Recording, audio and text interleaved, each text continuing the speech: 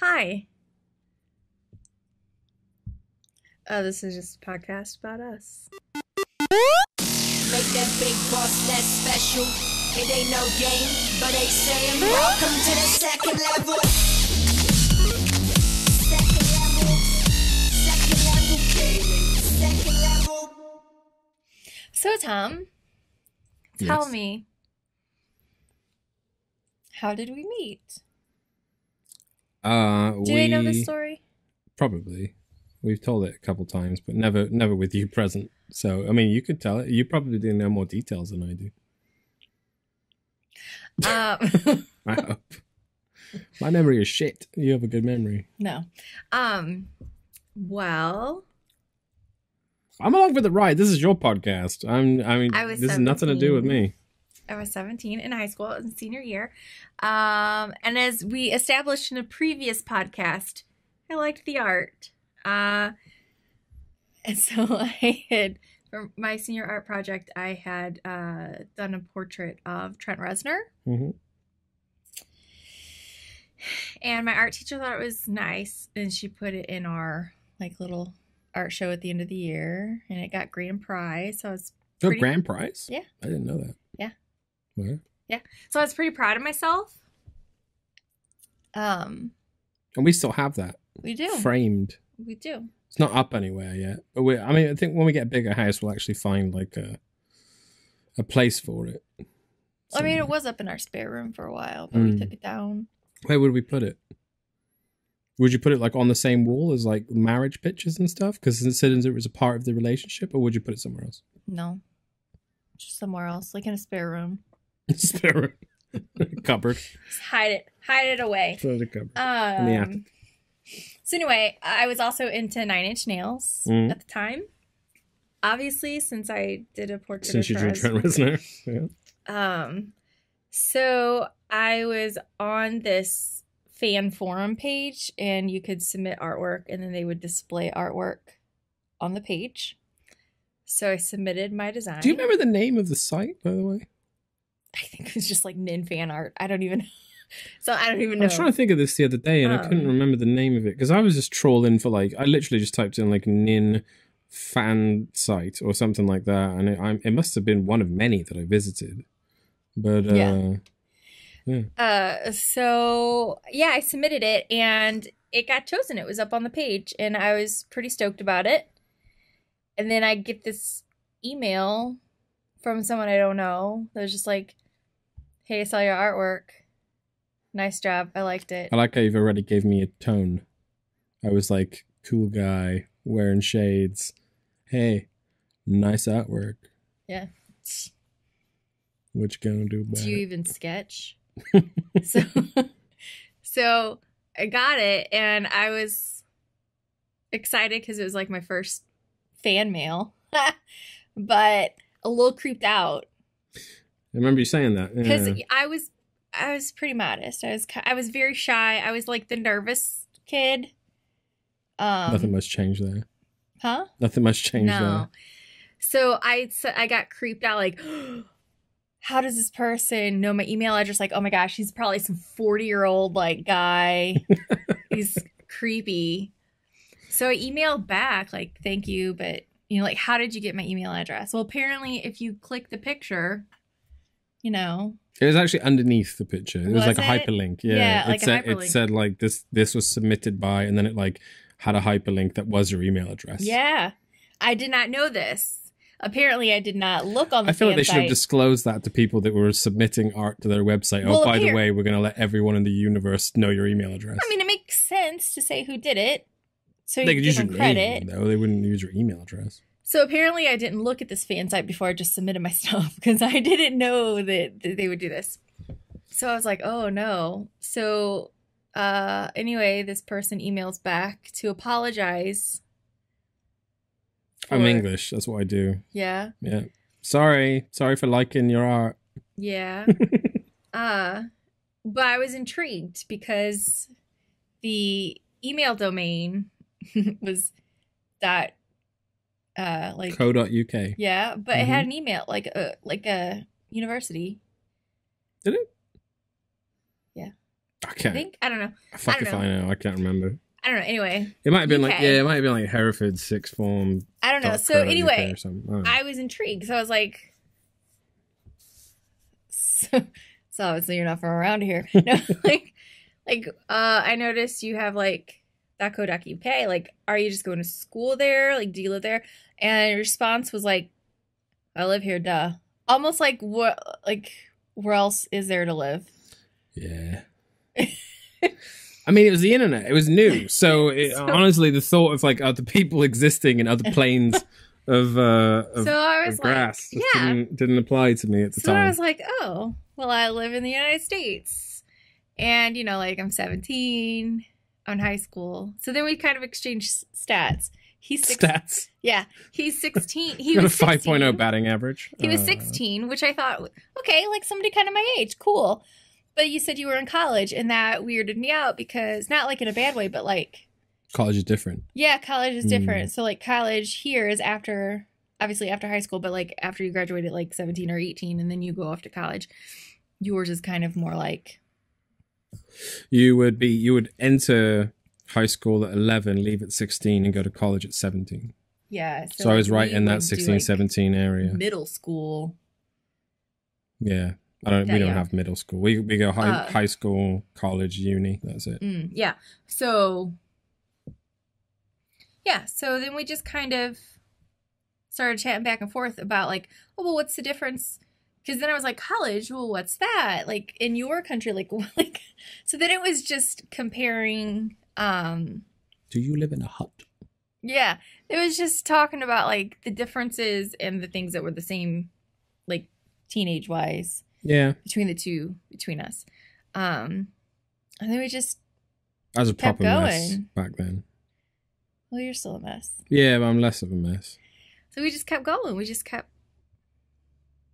on keeping on. kept on. And then I did a stupid. Well, no, but before that, before you got stupid, I called him once. Yeah. That was interesting.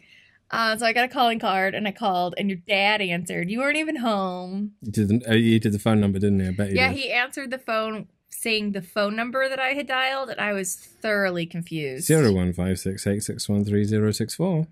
Well, it wasn't that long. That's the number. But it was just he might have just said 613064. Yeah, just the last part. And I was like, don't dial that number, by the way. It might still work. It's not going to get you to my dad. I don't know who it's going to get you to. I mean, fuck it, dial it. Okay. See what happens. So I was very confused and I was like, is Tom home? And his dad was like, no, I don't think he's here or something. No, I don't think he's here. Can I leave a message or do you want to call back? And I was like, oh, this is Jes Tom calling from the United States. And he said, quote, oh dear, that's dreadfully far.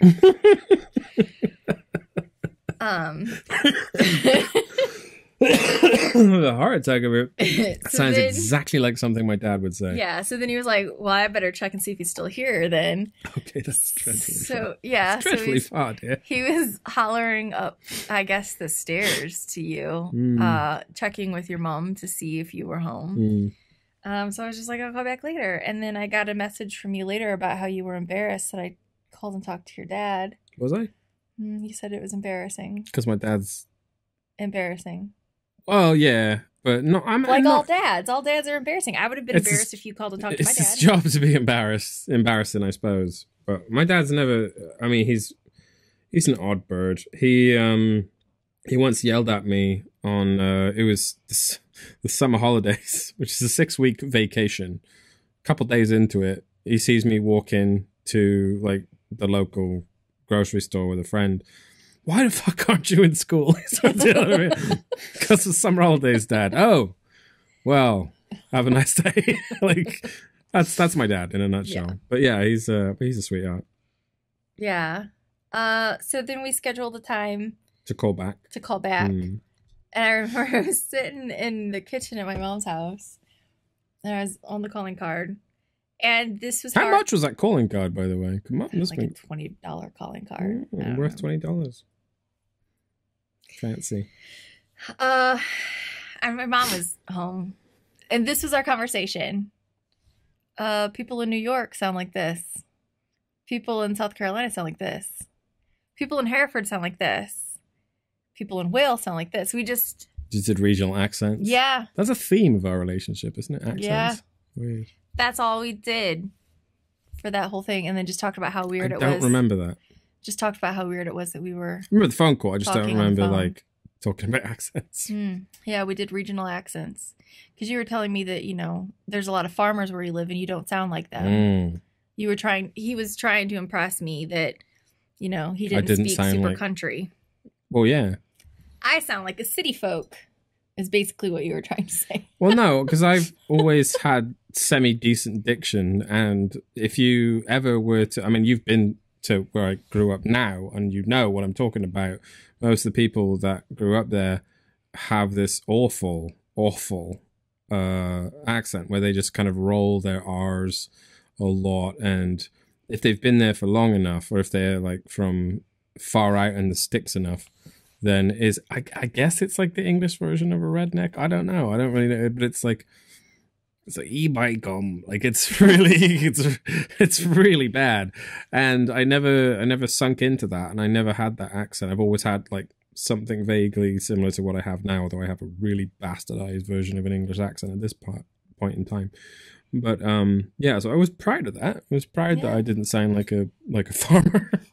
I have nothing wrong with it. Nothing wrong with it. Just saying that I personally felt good about not having that accent. That you like the idea of living in Montana because they had a bunch of lakes? No, Minnesota. Minnesota? Yeah. Get it right, American. Minnesota. 10,000 lakes, I'll have you know. And Prince used to live there as well. I say used to, he's dead now. He wasn't when we had this conversation the first time. Sorry. Also, well, he still used to, so anyway. Also, you told me that when you were in school, you were like nominated like the most American. Yeah, I won. So we had these joke awards, and it was like most likely to blah, whatever it was. And my God, the most likely to have an American accent, which is fucking laughable now. He can't do an American accent. I mean, he just sounds nasally. I definitely have more of an American accent than every fucking one else that was in that competition. Yeah. But yeah, it was not. It was weird. The first time we went back home to your home, and you said, "Where's the trash can?" instead of "Where's the bin?" I thought your family was going to lose their mind.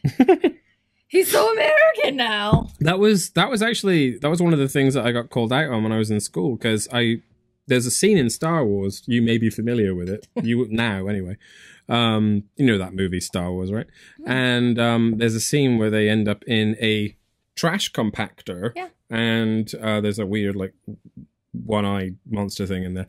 And I had always called it the trash compactor scene because that's what it is. It's a trash compactor scene. And I had once said that to like a friend in school, and they fucking ripped into me for would they call it the rubbish compactor? Oh, I don't even know, but they were just like, did you just say trash? I'm like, it's a fucking trash compactor. That's what it is. That's what they call it, the trash compactor scene. And we had this massive argument that this, if you could imagine it, it's like something out of fucking what's that show with the English kids, the 4 English kids that I watch? I can't remember. The In-Betweeners. It was like a scene out of the In-Betweeners, and they were just like ripping into me for using the term trash compactor, which is the correct term, which as any Star Wars fan will tell you. And yeah, that's how bad it was. Yeah. But that was our first phone call. That was the only calls we had for a while. Because after that, we just went back to pen paling it. And then I can remember when I was getting ready to move off to college, having a conversation. I worked at a grocery store and having a conversation with one of the girls there about like how neat it would be if I could go over to England and meet you. And she was like, "Who do you think you would be, boyfriend, girlfriend?" And I was like, I don't know. But we had exchanged photos at that point. Yeah. I didn't give you very good ones. No, you didn't. See, here's the thing about photos. You were like in a tree at night. You look like a goddamn cat or something. Like you couldn't see him. Like glowing eyes. hanging out of a tree. He just looks scary. And then there's another one where he's like bowing. I was like, what the fuck? Yeah. I went through some odd phases. It was like you were like trying to stand like the Crow or something. It was really weird. Yeah. But they were all taken like at night. They were probably taken with shit cameras as well, because I mean, either like a phone camera or like one of them throwaway Kodak cameras or something. I'm pretty sure I sent you a picture of me and my friend's little brother, and he wasn't wearing a shirt. I'm pretty sure. We both made bad choices with our photo selections. Mine I happen to look like a twat in the middle. You sent me a card. I thought that was really sweet. You sent me a card that had a monkey on it. Had a what? A monkey. It had like a monkey on the front, and then it was, I don't know what was on the inside, but you put like happy birthday, and then you're like, I don't remember when your birthday was, so this is either really early or really late. And then you... That sounds like something I would do. Yeah, and then you stuffed it full of like band things, right? Yeah. Yeah, like patches. And do you still have that Will Haven patch, by the way? Because I quite want that. I have a sure. I call it a Tommy box. Yeah, Tommy box. And it has stuff from like the beginning part of our relationship. That was a good patch. That you can't find them anymore. Yeah, you put like a bunch of Trent Reznor like clip outs from like magazines and stuff, and that's just a thing that I did. Yeah, I guess it was kind of like your mixtape that you. Did I send a mixtape? No. Should have. I'll make you a playlist. I think you sent me some stuff later, though. Isn't it weird how mixtapes are not a thing anymore? Playlists probably are. I feel like kids these days would like make someone a playlist as opposed to like. Well, yeah, because I made you the Spotify playlist. Like it just doesn't have quite the same ring to it because you don't get to draw art on a Spotify playlist. No. Anyway, I'm sidetracking you. I'm sorry. Okay. Continue. Birthday card. Yeah, I thought it was sweet. Monkey. I remember thinking your photos were an odd size. None of them were like 4x6, and it looked like you would cut them all yourself. It's a possibility. Yeah. And you also sent me pictures of all your friends. Yeah. Well, I would say all of your friends, just a couple. Some of my friends. Just a couple. Well, that's the ones that you mainly talked about. Well, yeah, that's the thing. So if I'm talking about people to you, I'd like you to be able to sort of visualize what they look like. Right, yeah, exactly. I get it. So that wasn't that crazy. No. Just a little bit. It's a guy that looked like Axl Rose holding a cat. I just remember that. Jason, yep. Yep. Anyway, so that, and then I moved off to school, and because we had kept in touch, and then we kind of started to not talk as much. We drifted apart. Remember, we weren't talking nearly as much. I think we both just had things going on. Yeah, it was college. At that time, I had a girlfriend at some point, and it's not easy to kind of maintain a long distance pen pal when you have a girlfriend. What's this American girl that you keep talking to? Not really. So, no. So I remember I talked to you after 9/11. Yeah. Talked to you about that. That was weird. What were you doing when that happened? Like when it happened? Yeah. I was in the commuter lot waiting to take the shuttle to class. I had pulled in, got out of the car, and there was another, like an older woman there who was also waiting for the shuttle. And she was like, have you been watching the news this morning? I said, no. And so she was telling me what was happening. And some plane flew into a World Trade Center. Like, we didn't know if it was just like a fluke. Like, did this plane just crash? Everyone thought it was an accident. Until the second one. Yeah. And then when I took the shuttle into class, we just watched it on TV. Like, it was on TV. And our professor was just like, you can just go home. Like, we're not going to do anything. You can just leave. So I went. Must have been so weird. I went home, and I went in an apartment with 3 other girls. And I went upstairs to some friends of ours. I was in a sorority, so there's some of our sorority sisters lived up there. And the 3 of us were just crowded on the couch, just watching it on TV, and watched the tower fall. And I just remember thinking, like, and I actually said out loud, like, don't take this the wrong way, but this is the most awesome scene thing that I have ever seen, as in like the literal word sense of the word awesome. Like you're you just in awe. Yeah. So yeah, just sat up there and watched it. I was watching Australian soap. There's a weird thing in England. I can also tell you what I was doing when Princess Diana died. I was asleep, I'll tell you that. Yeah. My mum woke me up. I was real mad. Yeah, my mom woke me up too. I was having a slumber party. Samesies.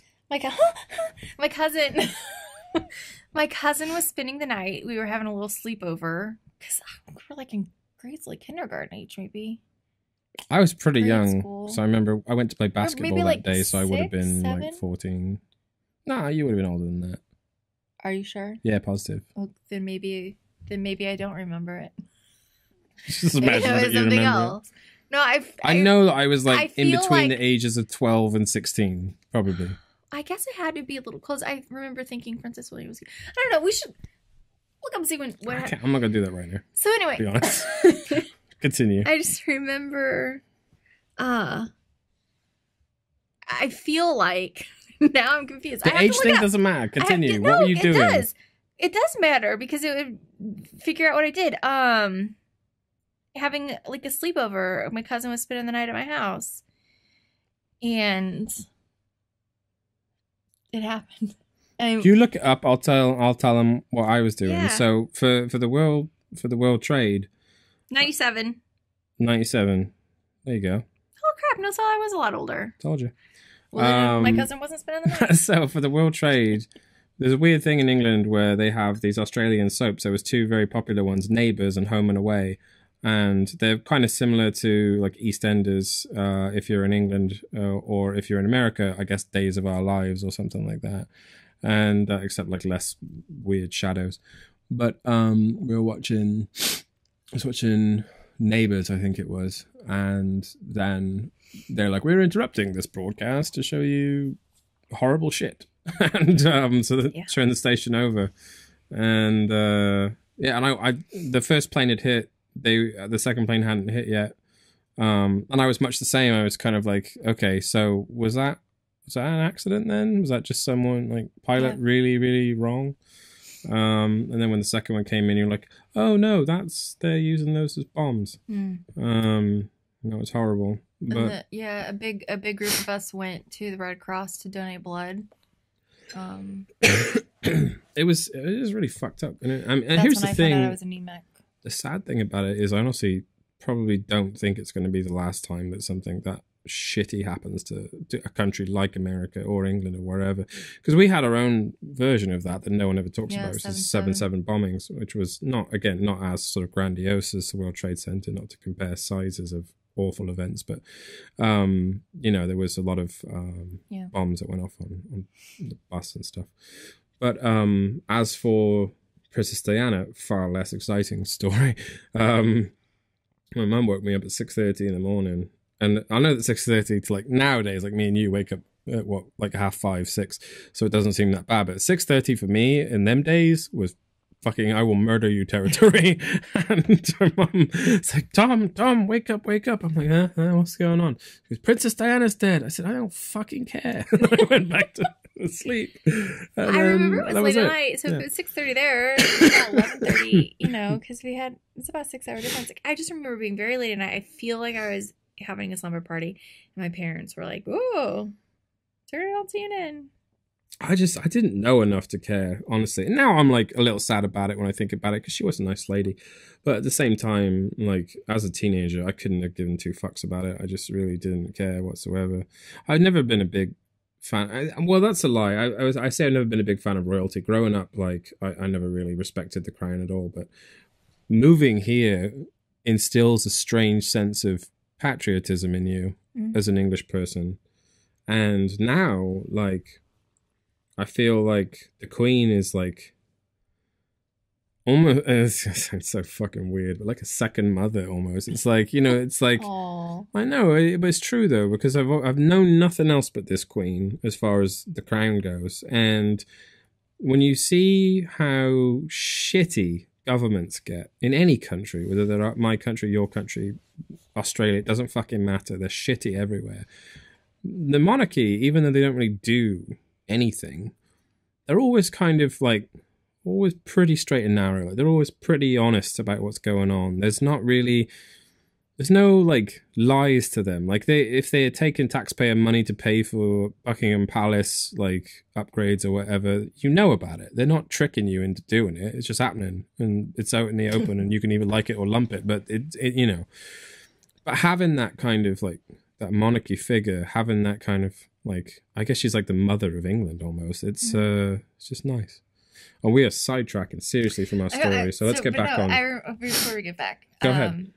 Speaking of strange patriotism, the first time I came over to visit you, the night before I was heading back home, we stayed up late and to pack and everything, and I think you were upstairs and I was downstairs, and there was a show on TV, and it was like American celebrities talking about baseball, about how it's like the great American pastime. And I just remember like sitting in the chair down there and just being like, oh, I'm so proud to be an American. I was like, that's my country. Yeah, and it was weird. Free. Yeah, it was really weird. But anyway, back to us. You hated the food as well when you first came over, if I remember. I may misrecall this. I don't think I am. I'll be honest. We got you a kebab. And you were scared of it because you were like, what the fuck is this? It's not deer, it's lamb. Lamb. But there was something else. It wasn't venison, I promise you. It was lamb. It was a kebab. It was just a lamb kebab. Same doner kebab. But whatever. I mean, lamb's still pretty sad. I mean, they are adorable. Yeah. But you were eating it. And I think you liked it, but at the same time, it was weird and strange because you didn't like really like English food to begin with. You had all these different sauces that you kept trying to have me put on it. I'm remembering them. I just started salivating at the thought. I didn't really care for them. And you just started bawling. You were crying because you were sad that you had this food and you missed America because this food was that shit. My God! I missed cheeseburgers. The first time I had a Scotch egg. Scotch egg. I had no idea what to expect. He didn't prepare me for this. Mm-mm. He didn't prepare me. So we're better to go in blind, I think. We're in the middle of his kitchen. I take a bite and then immediately just go just right back out. It's just on the floor and we're just dying laughing because I had no idea what to expect. I was not expecting there to be an egg in there. The egg I was expecting. I think it was like the meat and just all the. It didn't seem other right. Stuff. Yeah, I was like, what is this? That was funny. Like a dog. Yeah. Wow. Yeah. So anyway, yes. So we chatted after 9/11. And then we didn't really talk too much, like the whole rest of that semester. And then the next semester, so the spring semester, I was looking to do study abroad. And I didn't do it, by the way. Yeah. Well, they don't know. So, so I was looking to do study abroad. And we would have spent time in the same town you were in at your university. And I remember thinking, this is my chance to finally meet Tom. And I was excited. I was so excited, guys. I emailed him to tell him my excitement, and he did not reciprocate the excitement. I think I had a girlfriend at the time. Yeah. He was just like, well, that's neat. Well, maybe I can, maybe I can meet up with you. And I'm like, we've been pen paling for years. You wouldn't want to meet me? I was excited, but also... if I can get a group of people to go, maybe, like, I was going to, like, murder him. It wasn't like that. No, I wasn't afraid. No, you were like, oh, well, maybe I can get, like... Carl or somebody to go down and hang out with you. What? No, I'm coming over to see you. Like, I'm only. I don't remember saying that. I think that's a lie. No, you were like, oh well, maybe I can get a couple people together. So here's a situation. Now, put yourself in my shoes. So I have a girlfriend at the time, and I didn't know what to expect. But if you can picture this, reverse it. Let's say you have a boyfriend at this time, right? You're a teenager, young, and your boyfriend finds out that your pen pal of years is coming over with his fancy accent and his fancy man clothes or whatever. Fancy man. Fancy you really man. thought a lot of yourself, didn't you? No, well, my clothes were shit, but let's pretend that I was a fancy man. And you know, coming over to visit, you would be like, you know, it's a little I'd be like, shitty this is to my, your childhood friend. Yeah. We're finally gonna get to meet. I think this would be awesome. I don't know. I like personally, I would have been excited about it, but I kind of felt like I couldn't be excited about it because I felt like I would be doing. Well, that's kind of what did it for me. What did what? You didn't seem very excited at the possibility of meeting me. I was excited. I just couldn't So I was like, well, and you really didn't. You hadn't really been communicating with me much before that. So I was like, well, I guess he doesn't want to be friends with me anymore. So we just literally kind of stopped. I think I emailed you one other time to tell you that I wasn't coming on the study abroad program. And you were just like, okay. Gotta be honest, I don't remember any of that. And then I just never heard from you again. And I never bothered. This entire podcast is set up to make me sound like a prick. No, it's not. So little did I know. Sorry for the loud coughs, by the way. I'm still got himself kicked out of his IT thing. Mm. So that's why he never responded and the college back in to general. me. Let's not forget that. He never responded back to me. You're not allowed to use the email when you leave the college, it turns out. Yeah, because it's a school domain. Yeah. I did try and get back in there, though. I went back in and I'm like, hey, my email address, like, I really need to use it. And they're like, you don't have it anymore. So I was like, and then, I graduated college, too. So, I left, like, at the end of the winter semester. So, and then we just kind of... That was that. He was just a story I told about this old pen pal I had. And I still had his address. I still had his home phone number. I could have reached out. I thought you were going to say you could have murdered you. You wouldn't have known. I could have just showed up on your door. No. I thought about, one time, just I'm just going to write him a letter or something. But I didn't. And then fast forward to MySpace. Okay, so even though MySpace was my generation, I was too cool for it. Too cool for school. Yeah, initially I was too cool for it. My sister was not uber cool. into it because my sister and all her friends had it. My sister is 5.5 years younger than me, almost 6 years younger than me. So the fact that she had it, it was uncool. It was this is teenager stuff. I'm too good for this. So I didn't have one. So one day she didn't log out of her Facebook account and I got nosy. So her Facebook account or MySpace account? MySpace account. And I got nosy. So I was like, what is this? So I was just playing around on there. And I thought, whatever, it's sort of neat. So I thought, okay, well, why not? I'll make my own page. So I made my own page and here's where I'm going to get nerdy. I wanted a page that didn't look like anybody else's page that I knew. So I started trying to mess around with coding, but you could go look for other people all around the world and look at their pages. So I would just pick a random country. You could search down to kilometers. Yeah, I would just pick a random country and you could be I want a guy called Michael in the 3 mile area of this thing, and you could get a list of names. It was really creepy, actually, thinking back on it. So I would just look at random pages and go, oh, I like this on their page, I like this on their page, and I would just take bits of people's thieving pages. Bastard. Mm-hmm. Well, I'd be like, oh, they've got this really cool scrolling video player thing, I like that. I'm gonna try and figure out what that code is. And so I was just doing that to try to make my page different than everybody else I knew, so my page could stand out, because I'm weird like that. So it went from being uncool to being the coolest thing ever, but only if you could do things the way that you wanted them to be done. Yeah. Which is really, that's a microcosm of most of your life. It's I only want to do it if I can control everything. Yeah.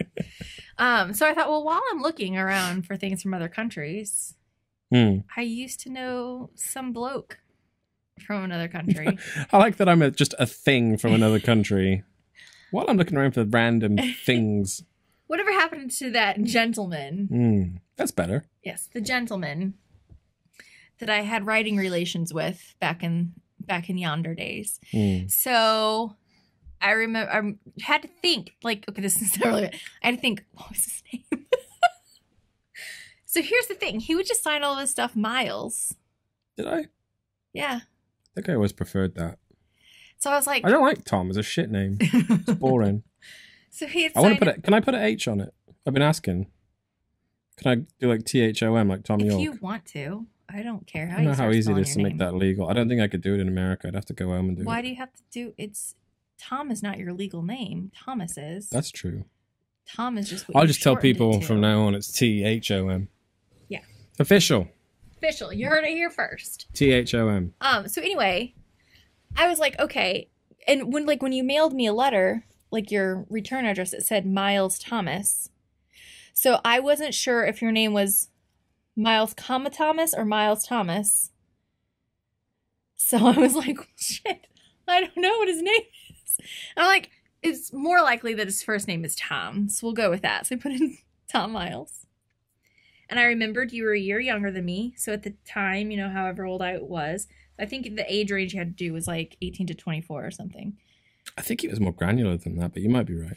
So anyway, I put in like all the specifics: country, name, age, search. How many hits did you get? 2. 1. This could have gone really wrong. One said Sunny. Sunny? Oh yeah, that was me. Yeah, that was you. So both of them were me. They were both you. One was What the fuck was Sunny? That rings a bell. One was like your music page, and one was like your personal page. Sunny, because that was a name I was going to go by for a while. Because Matt, who was one of the guys I did music with, we had like, it's getting super fucking nerdy, but we used to like the scene in Goodfellas where they had like ridiculous gangster names. So it'd be like Tommy Two Times or whatever, and he'd be like, I gotta go get the papers. And so Matt used to call himself Tony Two Step or something like that. And I was Sonny Chiba. That was it, Sonny Chiba. But it because Sonny Chiba is a real person. There's a movie, like a Chinese movie, starring Sonny Chiba called Street Fighter. I'd never seen it. But the reason for me calling it Sunny, I always thought Sunny was a cool name, so I like that. Chiba was a nickname for drugs, and so it was Sunny. Which you've never done in your life. Never, and you just thought it sounded cool. Yeah, so Sunny Chiba was just like Tommy Chong kind of thing. Yeah, exactly. And yeah, I forgot all about that. Yeah. That's fucking weird. So I thought it was weird. It was weird. Tom Miles is a pretty common name. At least it sounds Sonny common. Chiba less it's like so. Tom Jones, It's not that common. There is one. Apparently, there's some twat in this country that has a name that is continually fucking me out of being able to get like my driver's permit and stuff because he's a criminal. And every time I go there, they have to call like this higher board and be like, "This guy should be in jail. What's he doing?" I'm like, "No, that's the bad one. That's my doppelganger. I don't know that man. Same birthday and everything, right?" I don't know. That's how they get confused. Same birthday, same name. How creepy is that? Anyway, Sonny Chiba. Yeah. So yeah, they were both you. I could tell both pages belonged to the same person, but one was like a music one, and I was like, I'm not sure. I mean, like, What was my music name? Madrox 84. So, You pass. Huh? You pass. Why say you pass? Well done. Yeah. So, well, that's how I figured. Okay, I was like, well, there's only one person. You looked different in your picture than I remember because the pictures that I had of you, like I said, you were in a tree. They were not the best. So I was like, this guy had Do you shorter still have hair. those? The pictures? Yeah. Yeah. We can scan them and I can put them on the green screen I'll have to so find people can them. see how fucking bad they were. I'll have to find him. But yeah, so I was like, okay, I think this is him. And I clicked it and I was looking and I saw you, because on MySpace you could, put your music up and you had like Madrox 84. And I was like, oh yeah, that's him. I remember that from our conversations because you were, going to school for music at the time and that's the name that you'd used. So I was like, okay. So I sent a message And I was like, hey, did you, but I didn't want to be presumptuous like it definitely was him. I was going to pose you the question. Hey, did you used to pen pal a girl in the United States about 9 Inch Nails? And like 2 days went by and I didn't hear anything. I didn't check it very often. So I was like, damn it. So I emailed the other page. So I went on the other page because I wanted to know. So I went on the other page and emailed. Did I respond faster to that one? Mm-hmm, That was the one I used then. Because the music one, I just left it alone. Because I was like, you know, I sent another message. Because I even put in there, I sent a message to your other page. But I don't know if you got it. Did you used to pen pal a girl? And your response back was, oh my God, Jess, my mom still asks about you. And I was like, oh. So, yeah. She did. So, yeah. She'd always say, what happened to that nice American girl that called that one time? What happened to that nice American girl? So then we just started chatting again. And it was like we picked up exactly where we left off. And we talked like every day. Mm-hmm. I seem to remember I was in a different place mentally because when we had first talked, and towards the end of us first talking, like I said, I had a girlfriend and everything, and she was a massive twat, and as all the other women in my life have been, and so I was single, which allowed me certain freedoms which I did not have the first time that we talked. But it was I remember being distinctly angry with females in general, which I'm sure you'll remember. Yeah, I remember you telling me. Yeah, I went through, I had problems, and I remember sort of discussing them with you, and you kind of helped me because you were doing your whole kind of like psychology bit, and you were trying to help me with a lot of my problems, my mental problems, and so I do remember. I remember that a lot more clear than like the earlier stuff. Like I remember bits and pieces of the earlier stuff, but honestly, my brain is scrambled eggs at this point. I just thought like because I was actually working at a psychiatric facility. You practiced on me. Yeah. But like I remember the first time you said something that I was like, wait, what? Like, are we dating? Like, he was single, but I was dating people. And I had gone on a date, and I remember telling him about the date when I came home. Yeah. And he made a comment about like, did I slag him off? Yeah, you did. You did. Sounds and like I me. was like, but we're just friends, right? And so I was like, that's weird. So that was kind of my first like, And then there was another thing, but this was like later after I kind of was becoming open to the idea, because it seemed weird to like date someone I had never like met. It was. I mean, it was the early days of the internet. We're talking MySpace era. This is an era where, like, for MySpace, like, it was hookups for a lot of people that were like, yeah, but these are people that mostly like lived in close proximity to each other. They would search for people in their area so they could hook up or whatever. But me and you, it was different. So it was like, any online thing like eHarmony and Match.com and all that kind of stuff didn't really exist, or if it did, it was in its primordial phase. There wasn't really much in the way of dating websites, and if they were kind of like an internet equivalent of those VHS dating things that they used to have. So it was new territory for everyone. I think I do remember like when we very first started talking again, like one of the very first emails that you sent me, you basically tell me how you like distrusted women, and you were just like telling me all about like all this like personal stuff. I just threw it all out there. Yeah, you sure did. And I was like, whoo, man, do I want to get involved with this? Like, do I want, like, I could just say, too late now. I could just say, oh, well, it was nice catching up with you, old friend. Have a good life. Like, I was like, wow, he just really put it out there. But I thought, it's got to feel pretty comfortable, and that, like, it's got to mean something. Like, we obviously, like, pen palled for years, and the fact that he just like came right out and fate played a big part of it. Threw I think it all out there. There was a lot of me thinking, this is weird that not only did we meet once kind of out of the blue, but twice out of the blue. I'm not like a fate person, but I do think that's weird. Like the fact that, you know, you meet someone that you get along with on the internet halfway across the globe twice. Like, it's one thing that we met like just the one time, but the fact that I put in Tom Miles, just like a year younger than me in England, and there was basically only one person that popped up. Like, there were 2 pages, but they both belong to you. Same person. Split personality. Yeah. You were the only search results. Like, that was interesting. I thought that was kind of neat that we just kind of found each other. It's the equivalent of typing in a name on Google and pressing "I'm feeling lucky" and then just landing on one person, one page. So then we just chatted, and I just bought Tesco phones.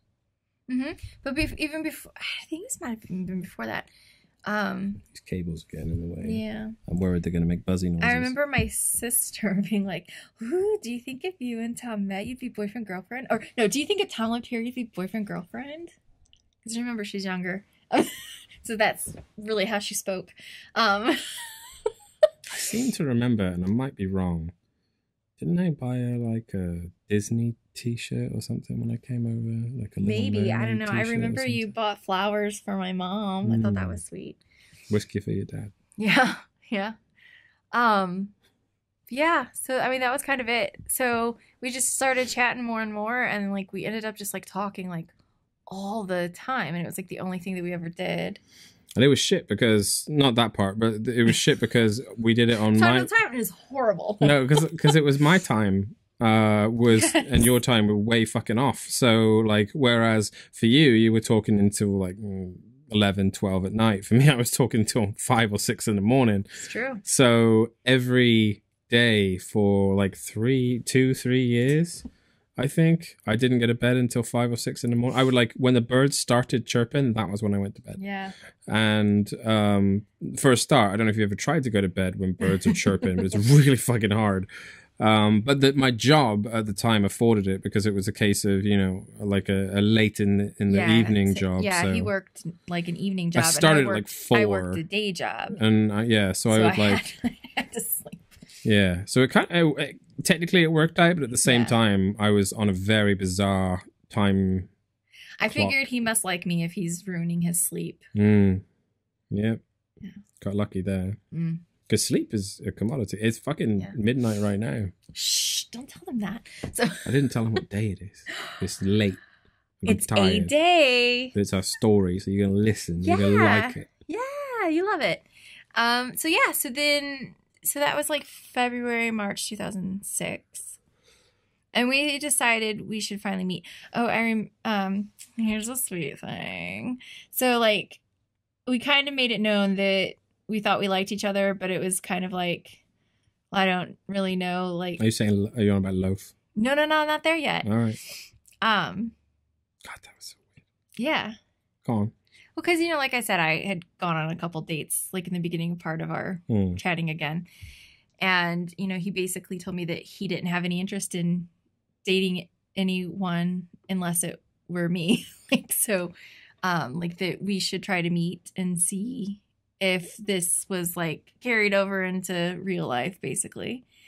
And he was like, well, you know, if you need to keep dating people, that's fine, but for me, I've made my decision. I was like, well, how do you know? Like, we've never even met. Like, how do you know? And you're just like, I just know. And I was like, okay. So that was it. That after he said that, I was like, all right, no, I'm game. Let's do this. So big decision. I canceled a date and I stuck with you. I didn't know that you canceled a date. Well, okay, maybe I can't say I canceled a date. No, I went on a date, but it was shit. I didn't like it. No. We'll never do it again. No, I had a guy gave me his phone number and I said, don't call me. He called. A guy gave you his phone number. No, we exchanged. And you said, don't call me. No, we exchanged numbers. It was like a setup. It was like a setup. He's dead now. What? No. He died. Did he? Yeah. Well, now I feel shit. No, but we had exchanged numbers. Like a mutual friend kind of set us up. We had exchanged numbers, and he called like the day after you and I had that conversation. Yeah. And I was like, no, I don't.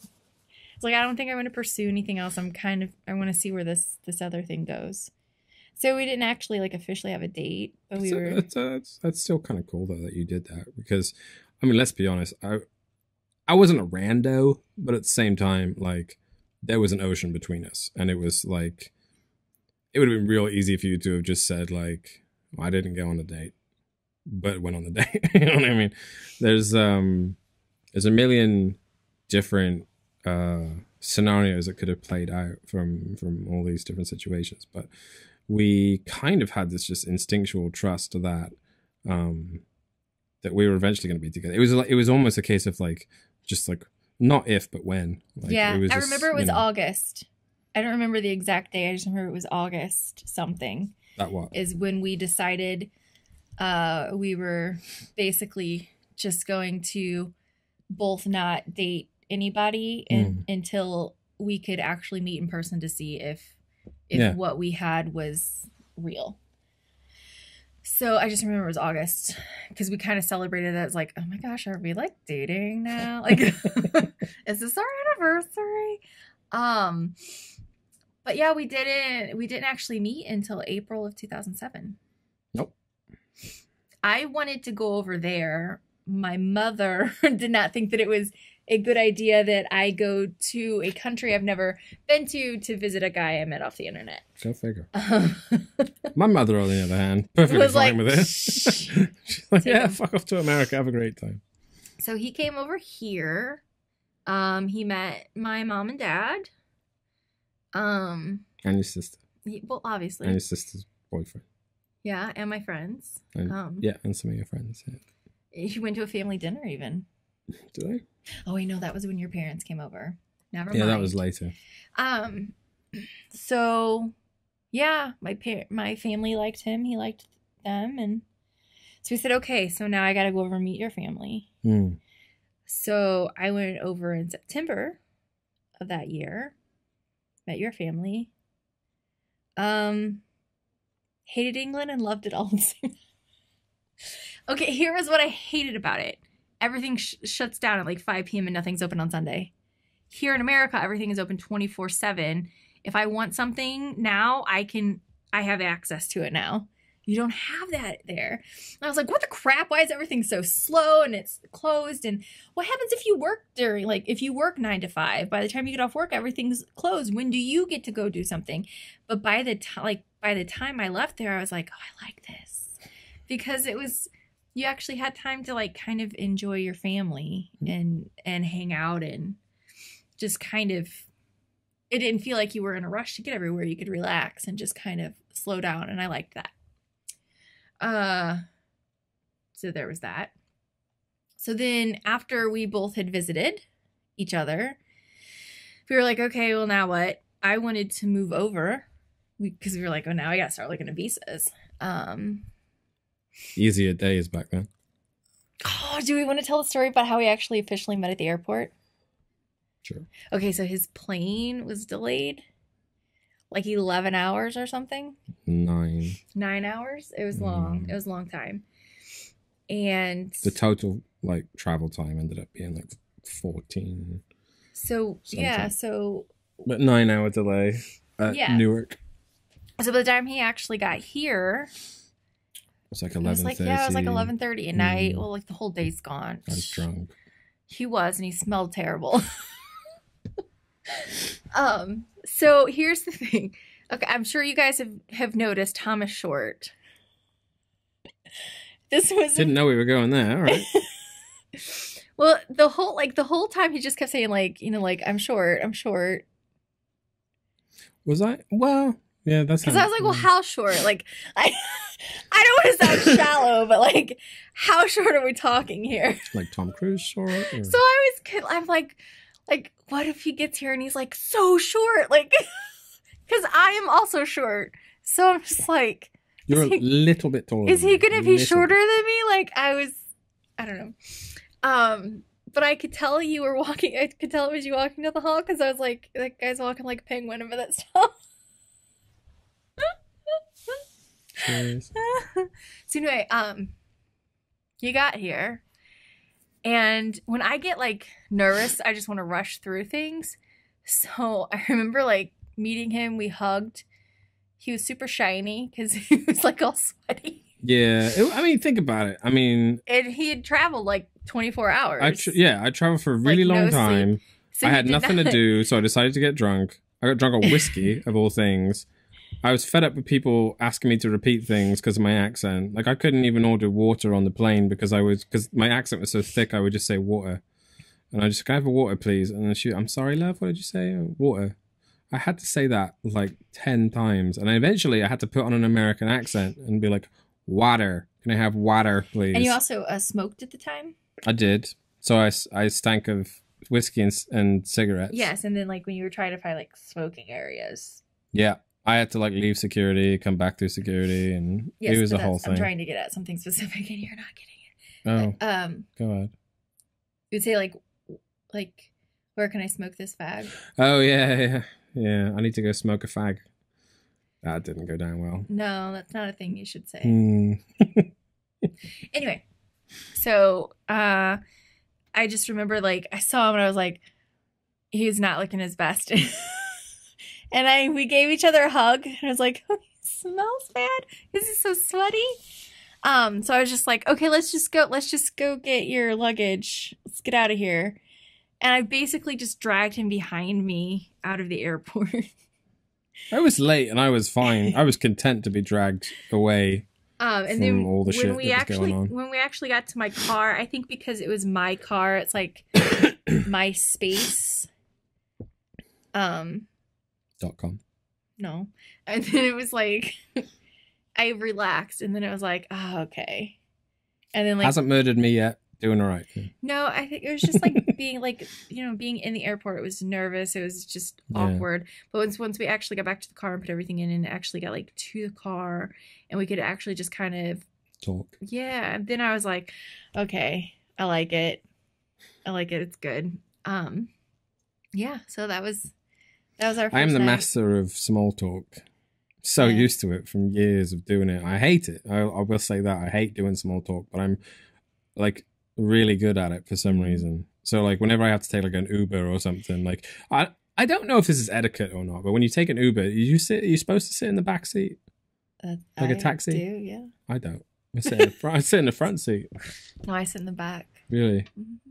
I don't do that. And I always just, and I don't know if it freaks people out or not when I just get in the front seat, but I'm just like, I feel like they're your friends when they're coming to pick you up, right? So I'll get in the front seat and I'll banter with them the whole way there. Yeah, well, that's good. Yeah. Bit of bants with the lads. Yeah. And do you remember a taxi driver in Weymouth that only had one hand? Yeah, I do. Yeah. Anyway, so you wanted to move over. Yeah, we had to look into visas, and I really wanted to move to England, but it didn't work out. Just the moving over there process. It's very hard. I went back over April of the following year of 2008 for a job interview. I do recall that. I mean, it was sort of a job interview. I met with like an employer, and if he liked me, he would have to help me like petition to get like a work visa. And it's a lot for someone to take. It's a lot because we're not part of the EU, and you go to the EU first, and so you guys I don't think are part of it anymore either. So it's true. But fucking Brexit. But yeah, so it was a lot of hassle. I had that from school. It just was a lot easier for me to come over here than it was so Tom was like, well, how about I come over there? And at first I was like, no, because I really wanted to live in England. I was like, no. But then it was like, okay, well, you come over here for a while and then we'll go back over. Still working on that part. Yeah. So he moved over here. He got his visa and... I got my tourist visa by lying. No, you didn't. Don't say that. No one's watching this. Well, I didn't lie so much as slightly bend the truth. Because with the tourist visa, you're supposed to only be someplace for 6 months. And you adhered to that. Legally I adhered to that. You did. So you come over for 6 months, but the idea of the visa is you come over for 6 months with the plan to return home. And that part was vague. Yeah. So we got weren't married. sure if he was going to return home. So I had my boss write me a note as well. I remember that. I said to him, please write me a note that said, and this is so fucking stupid when I think about it. I handed this note to an actual customs officer and I said, write me a note that says that you're going to rehire me when I come back. And I said to him, I'm not coming back, but just write it anyway. And he was a good guy. So he wrote me this note that said, said that he would rehire me when I came home. And I had like just over $1,000, and they were just asking me all these questions like, how long are you going to be there? Do you know where you're staying? And I was like, kind of. Yeah. Do you think $1,000 is enough? Well, they're going to help me. They're going to support me for the time that I'm there, and and then of course we hired that lawyer. My mom and dad helped with that a little bit because it is expensive, and he was just like, get married after 90 days, get married, and then everything will be fine. So we did. Yeah. Well, because we had read. I mean, it was kind of, I think, just expected we were going to get married. Yeah. We got married before we got engaged. Yeah. Well, I think, like, if we're putting all this effort into getting visas and doing all this stuff, that's kind of the end game. You're not you're not doing all this just to go back home in a while. You're doing all this to come over so we can get married. So we had originally planned to get married the following year. So you got over here in November 2008. I wanted to get married in April of 2010 because I had a very specific date. I wanted to actually get married on the first day that we met, like physically, but not met because you didn't get here until like 11:30 at night. So the first day that we actually hung out, which, by the way, the first day that we hung out, we went to the courthouse because I had to get my license back because I had a ticket. Got to see my first gun. Had my Scared license the shit out of me. Revoked, and then we had to go to the lawyer. Didn't we go to see New Kids on the Block that same? Was that? That was the next day. We had to go to the lawyer. No, that's when you moved here. I'm talking about the very first time you came to visit. Oh, right. Ever. Right. The very first day you were here, we had to go to my lawyer's office, and then we went to the courthouse so I could get my driver's license back. Did your mom feel good about sending you over to a criminal? Good times. So anyway, so I wanted to get married the following April, and the attorney was like, well, in 6 months you're going to have to file for, well, actually like in 90 days you have to file again because it takes, by the time the paperwork gets submitted and your visa expires in 6 months, it's going to take like 3 months to go through it. So you actually have to file like 3 months in. So he's like, you're going to have to renew this and all this. It's going to be a hassle. And then when you get married, do it all over again. So why not just get married now? So we did. We went to the courthouse, but we decided. Couple number 7. Mm-hmm. Lucky 7. Lucky number 7. Mm-hmm. And your mum, who came with us, no, let me just preface this by saying that the courthouse is not the most romantic place to get married, especially when you're couple number 7. And like there was people that were getting married in like sports, like matching sports jerseys and things like that. There was one couple there who didn't even bother to take their coats off. and her mum came out and she got real emotional like watching all these people get married. So much so that she cried for almost every couple except for us because she'd done crying. First couple she just they wept. Called couple number 1 and those two walked up and my mom looks back at us and she's just bawling her eyes out. We're laughing because it's like that's not even us, and she was just like so ridiculous. But she was having a great time. Yeah. So by the time we got up there, I think she was just all cried out. Yeah, no more tears. Oh, cheers. But yeah, that was adorable. But yeah, it was weird. It was a weird day. We decided not to make it like a real wedding. Like We're still working on that. I didn't wear white. I wore a black dress, like a black cocktail dress that I got from Macy's. I remember I wore like some horrible like a white shirt nonsense. And black pants. It was awful. I wore the same uniform I would have worn to a convenience store as a worker, with maybe like a bit fancier tie. It wasn't good. It wasn't a good look. Our wedding photos are okay, but we, Got shoes from Payless. Like it was. Everything we got for you was like on sale. I remember that. Yeah. I actually think the most we paid was $40 for your slacks. It really was not an expensive wedding. No, my dress was on clearance for like $27. We still owe it to ourselves to have a proper wedding at some point. Yeah, and I'm sure we decided not to do like a proper wedding because one, it wasn't on the day that we wanted. But so we picked the day that we ended up picking was because it was free that day. Let's get married to the courthouse. And so like I don't remember that at all, that it was free. Wednesdays. Like awesome.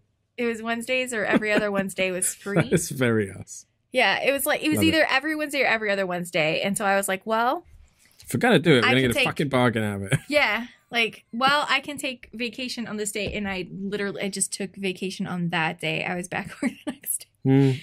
And I didn't tell like anybody from work I was getting married because I didn't really like talk to anybody from work then because I was still kind of new at that job. So we decided not to like do like a big thing because it was kind of spontaneous. And his parents weren't going to be able to make it because it was kind of on short notice that his parents wouldn't be able to make it for it. Wouldn't have been terribly impressive. It's not the type of thing you travel an ocean for wedding-wise to be couple number 7 in a thing. We'd rather that they got to see like a renewal of vows. Yeah, like, so we just decided just to kind of, since this isn't going to be like our actual like wedding, let's just not like... keep it low-key. Yeah, so we just kind of... basic stuff. My hair was like up in a ponytail and I just kind of curled the ends. Like, it wasn't even fancy at all. Oh, that's okay. And then afterwards we went downtown and had our pictures taken. My mom and my sister took our pictures. That was about it. Yeah. Yep. Yeah. And then because of that, and the weird thing is when they tell you to get married, they also say you have to start keeping all kinds of documents. Yeah. So we kind of went overboard with it a little bit, I think. So looking back anyway. Yeah. I mean, there's like certain things that make sense. Like you have like a joint bank account or whatever. But we were like, let's subscribe for a magazine, but let's put it in both of our names. So we had like, since I do a video game podcast, I subscribed to Game Informer. And it would come in and it would say Thomas and Jessica Miles on top as the subscription, and we asked them to put like both names on it just so it would have both of our names on it, and we submitted literal covers that had that on there to the green card people, I guess. Yeah, like anything that we could get both of our names on. We had like a stack, like we're talking like this. We bought a fire this high of just shit that we did together. We bought a fire safe just to keep it in, and we had to like take pictures. So, and like we printed out emails from before we had like back when we like in our pen pal days. Yeah. I had to like try and remember what my old Yahoo email address was, and like get into the accounts. I could print stuff out to show proof that we had a history, and that this wasn't just like a thrown together marriage just to get somebody into the country. It was interesting because the lawyer was so like, that dude had swag, man. Like he knew everybody in the court, and he was just like, when he came in, he was just like, full of it, like, it's gonna be easy. After the wedding, we had to meet with an immigration, like an actual, what's the word I'm looking for? Lawyer? No. Like the person that we actually had to do the interview with. I don't remember. I don't remember what they're called. They were pretty important. Immigration person. Yeah. So we actually had to like go and interview with them. And they had told us before, like they're going to ask you stuff that, only like people who are couples would know. Like, what color is Tom's toothbrush? Like what side of the bed do each of you sleep on? How many tattoos does your wife have and where are they? Yeah, like stuff that like one that. I still don't really know. I kind of guess. 3. I know you have 3, but like one's on a foot. Can't remember which foot. One's on a shoulder. One's on my hip. One's on my foot. Yeah, I just can't remember. Anyway, so we're like, okay, don't mess this up. Don't mess this up. So the first thing they say is, all right, Jessica, when did you get married? And I went, April? And Tom goes, nope. And I'm like, March? I just messed up. Like, the first thing that came out of my mouth was not the day we got married. I was like, April? Wait, no. Almost fucked it up forever. And Tom's just going... Gonna be a long interview. I was like, wait a minute. I know this one. So yeah, he answered all the questions correct. I was the one that was like, I don't know. Good test taker. It's weird though. Yeah. But that was a conditional green card. So that's a green card where they don't allow you to like leave the country for too long of a time. Mm-hmm. And it's a 2-year green card. It's not a 10-year green card. Right. And there's certain conditions on it that are just kind of different to the regular green card. Yeah. And so after 2 years, of course, we have to go back. And you have to submit those papers. And this time we thought we were going to do it on the cheap. So we were like, we're not paying this guy another like several $1,000s to do this. We're just going to do everything ourselves. So we had all the like the regular material of like, yes, we're still married. And it was $600 we ended up going back just to file. No, we didn't. I think we emailed them for advice. We might have done. We might have asked for a little bit of advice. Yeah. But $600 to file, and they could still say no and keep the $600, which pissed me off. I thought if they're going to say no, we can just give us some fucking money back. Yeah. But then they take the conditions off, and basically, when you get a green card, you are as close to you're a permanent resident or a permanent alien. You're as close to a citizen as you can be without the ability to own a gun and or vote. Basically, you're a convicted felon. Close to it, yeah. So, so I can't vote and I can't own a gun because I'm still on a green card. I'm not a citizen. I probably will. You're a permanent resident. Do it at one point. I don't know if I feel good about doing it in the current climate that we're in, but the weird thing about also being or applying to be a citizen in America is that when you apply, they make you disown your country of origin. It's actually like a thing you have to like say is like I disown, or there's a proper word for it. It's not disown or something like that, where they basically make you like say that you're no longer affiliated with your country of origin, which is kind of a shitty thing to make anybody do. You know, if they want to be a citizen, why can't they be, you know, they don't have to be like mean to their old country to be a citizen. But the funny thing about it is, which we learned later, was that England knows this, and the English government basically are like, yeah, unless you come in front of an actual court of law in England and say, I don't want to be a member of this country anymore, I disown my membership or citizenship of this country, just say whatever you want. Cancel my membership. We don't believe you. Stop my direct pay. Yeah. So basically America says disown your country. England says, oh, we know they make you say that. Just do what they ask and then we'll keep you. Yeah. So excuse me. Gosh, I'm peaking the audio every time I do that. Sorry guys. So basically, I probably will, but A, it's expensive. B, it's a quiz. And I know I said I'm a good test taker, but... You just said you're a good test taker. I know, but, like, I really don't want to have to take a quiz about America. I think it's going to be stupid. Like, you know what I mean? Like, and they said, like, we bought flashcards once. I don't know if you remember this, but we bought flashcards once that were, like, examples of the types of questions that you get. Because there's 100 questions, and they narrow it down to 10 at random. And you have to answer those 10. If you have to get 80% or something, you have to get 8 out of 10 right. And some of them are fucking hard. Like, they're not easy questions. Like, I remember one of the examples that they always pulled out was like, name 3 branches of government, which like like I'm just like, all right, there's the justice or judiciary, there's legislative and executive, I think. Ding, ding. But like, I had to study to find the answer to that question. If they hit me with that out of the blue, I would no way I'm passing that. And even if it's stuff like, you know, like they have some weird like history ones in there as well, like who made the Stars and Stripes and all that kind of stuff, and that kind of stuff. Like I don't know. I don't know if I'd pass, to be honest. But then to be honest, I don't think the majority of Americans would either. I think a lot of you lot would struggle with that test. So yeah. I really also don't want to take one of those stupid pictures where you have like an American flag and you're like, yay, I'm a Why citizen. would you have to do that? Because everyone does that. I feel like they do it. They do it because they want to. It's not like don't do it. It's not a requirement, but I don't know. I feel like I'd have to if I did it. I feel like, woo, look at me. But this I think the guy who wears red on 4th of July. That's true. That's my own personal revolt. Red coats. But yeah, I'm still on a green card. I've been here for almost 8 to 9 years, in the middle somewhere. And we've been married for 8. I'm still going. 2 more. No.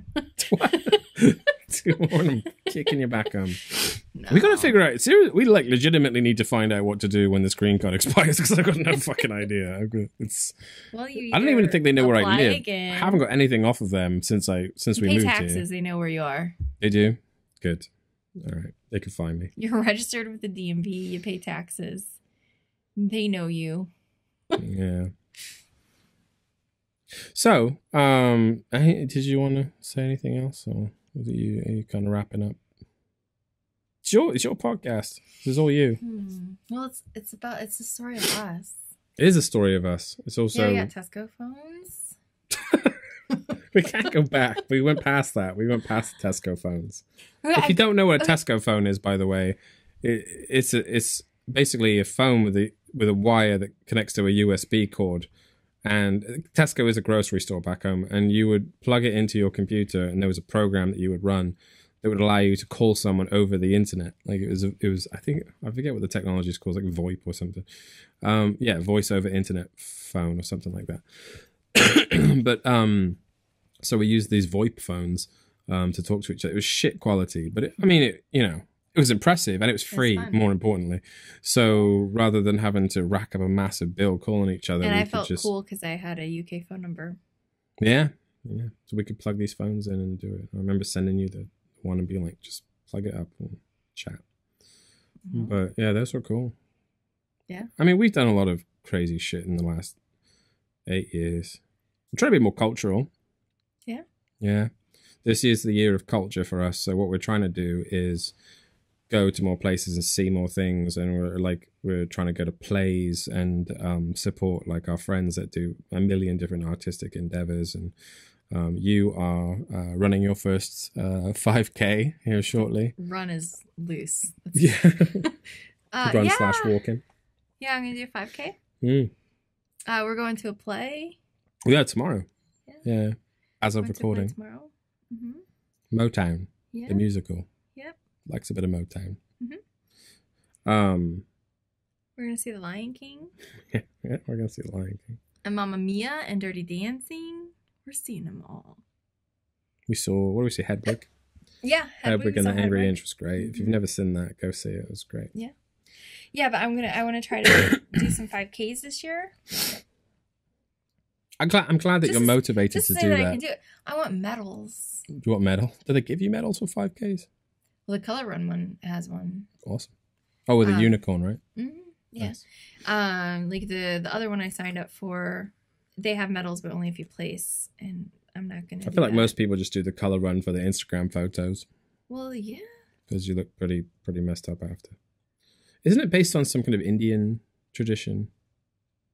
I know there's like an Indian tradition where they they run around in the streets and just like throw like spices and stuff at you, and it colors your face and stuff. I can't remember what it's called. Festival of Color or something like that. They also have a day dedicated to worshipping dogs, which I think is brilliant, and we need to do that. Anyway. That does sound like fun. Yeah. I think we're rambling at this point. So that was the story of us, I suppose. Jes wanted to do that as a podcast because we get asked that question a lot. Yeah. And we repeat ourselves a lot going through it. Because as you can tell, an hour and 20 minutes into this, it's a big story. Yeah. And it's a weird story, and there's lots of twists and turns. We get a lot like, oh, it's like a fairy tale. Yeah. It's a Lifetime movie. So I think we'll leave it at that, and we'll just say that thank you if you've made it through all hour and 20 minutes of this it was this super podcast. Entertaining. It's hopefully you enjoyed it. Full-length film. We just did a full-length film. Yeah, we should act it. Okay. I'll try. What I will do is when I throw this up, I'll try and like put some like of our pictures in the back. That's what the green screen's for. Technology, brilliant. There's also a dinosaur. No, I'm kidding. No more dinosaurs. So yeah, if you feel like leaving a comment about any of that, feel free. If you're listening, thank you. If you're watching, thank you. Do you have anything else to say? No. I'm not going to end it with the normal like stuff that I would end a podcast with because I feel like the Miles household. No, because it's a little different. But no, good. Yeah. Thanks for hanging. Yeah. Thank you. Bye. Bye. It ain't no game, but they saying welcome to the second level.